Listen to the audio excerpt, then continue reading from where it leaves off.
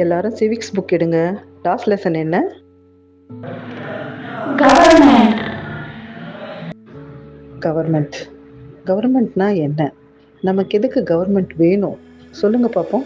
Tax கட்டர். Road போட helmet போடலனா ஃபைன் போடுறதுக்கு.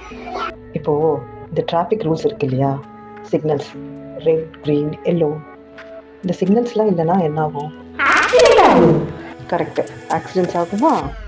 அதே மாதிரி தான் எல்லா ரூல்ஸும். எல்லாருக்கும் எது நல்லதோ அதை வச்சு ஃப்ரேம் பண்ணது தான் ரூல். அதுதான் நம்ம இந்தியன் கான்ஸ்டியூஷன்.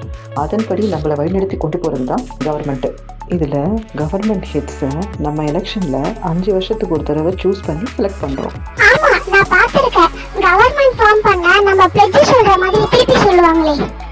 கரெக்ட், ஹெட்ஸ் தான் மாறுவாங்களே தவிர அவங்க கீழே இருக்க ஸ்டாஃப்ஸ் அப்படியே தான் இருப்பாங்க. அவங்க தான் கவர்மெண்ட் சர்வன்ட்ஸ். நமக்கு தேவையான எல்லா சர்வீஸையும் பண்ணுறது தான் ஒரு கவர்மெண்ட்டோட வேலை. சர்வீஸ் எல்லாம் நல்லா இருந்ததுன்னா ஒரு நாடு நல்லா இருக்குன்னு அர்த்தம். நாம எல்லாருமே நாடு நல்லா இருக்குன்னு தான் நினைப்போம்.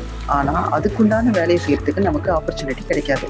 ஸோ அவங்க வியூவும் அவங்களோட தேவைக்காக மட்டும் ஒர்க் பண்ணல, இந்த ஹோல் நேஷனோட நன்மைக்காக ஒர்க் பண்ணுறாங்க. அதனால தான் அந்த எக்ஸாம்ஸ்க்குலாம் அவ்வளோ காம்படிஷன்ஸ் இருக்கு. ஏய், என்ன இங்க? இப்ப நீ சொன்னதெல்லாம் அந்த புக்ல இருக்கா? கொஞ்சம் இருக்கு, ஆனா இதெல்லாம் தான் அந்த புக்ல இருக்கணும்.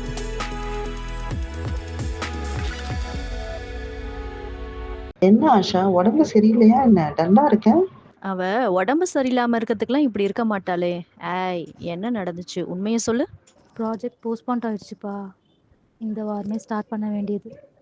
ஃபன் ப்ராப்ளமா போஸ்ட்பான் பண்ணிட்டாங்க. சரி விடு, போஸ்ட்போன் தானே பண்ணிருக்காங்க, வந்துரும். அட போங்கப்பா, நான் யூஎஸ் போகிறேன். இதெல்லாம் ஓவரால. இல்ல இல்ல, நீ இப்போ அங்க ட்ரம்ப்புக்கு நல்ல அசிஸ்டன்ட் வேணுமா? நீ போய் யூஎஸ் நிலநாட்டு.